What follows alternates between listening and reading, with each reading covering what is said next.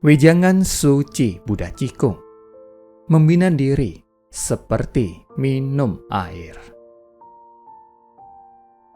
Hidup di dunia ini harus menjunjung langit dan menghormati bumi, dan juga harus menjalankan amal. Amal fisik, jalankan dengan jujur dan tulus. Amal hati, hati harus selalu tulus dan menghormati. Amal kata-kata, apapun yang terucap, harus sesuai hakikat kebenaran. Amal wajah, melayani orang, harus dengan gembira dan tersenyum. Amal kebajikan, harus dijalani dengan hati yang tidak egois. Membina diri seperti minum air.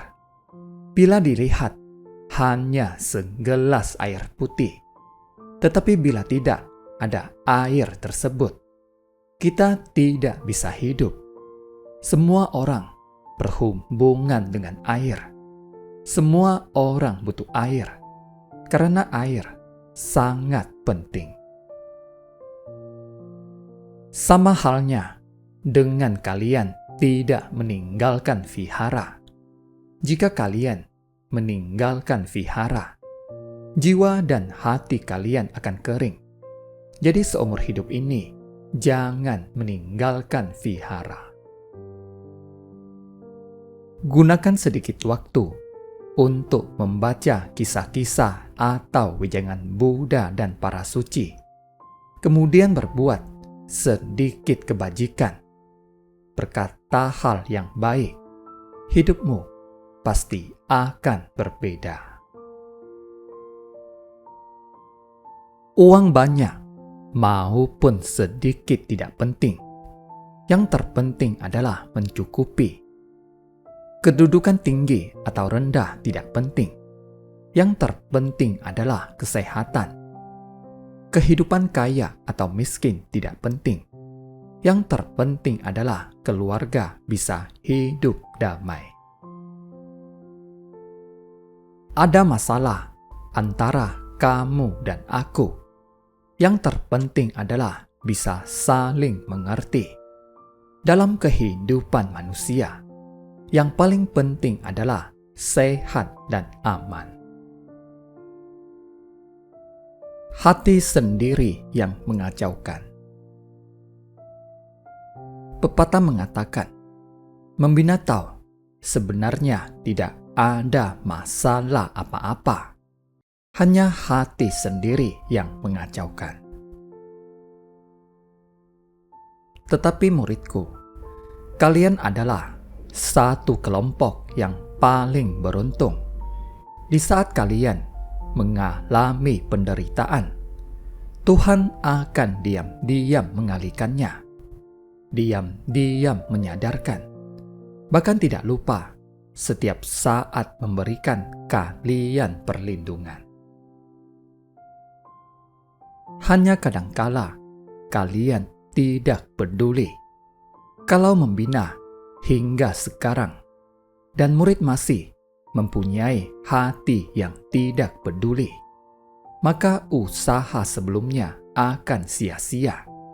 Semua usaha akan percuma, bagaikan menimba air dengan keranjang bambu, hampa belaka.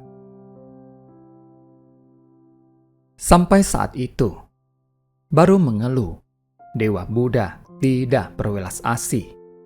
Bukankah demikian? Apakah murid mengharapkan hasil yang demikian? Tentunya guru juga tidak mengharapkan demikian. Tetapi guru melihat begitu murid mendapatkan sedikit pukulan, hati pun menjadi dingin atau tidak tahan uji. Ini adalah masalah yang besar. Kehidupan manusia, adakah orang yang tidak mendapatkan cobaan? Ketika dua buah batu saling berbenturan, juga akan mengeluarkan suara. Di saat tangan terbentur batu juga akan merasa sakit. Tetapi murid tidak boleh hanya memikirkan rasa sakitnya, tetapi harus berpikir, kenapa batu ini bisa membentur tangan saya? Janganlah selalu menuntut orang lain yang harus bisa bekerja sama dengan diri kita, tetapi seharusnya juga menuntut diri. Berpikir kenapa saya dan dia tidak bisa akur.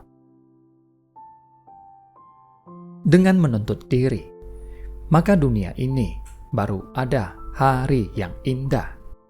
Kalau hanya menuntut orang lain saja untuk bisa bekerja sama, apakah dunia ini akan ada hari yang damai?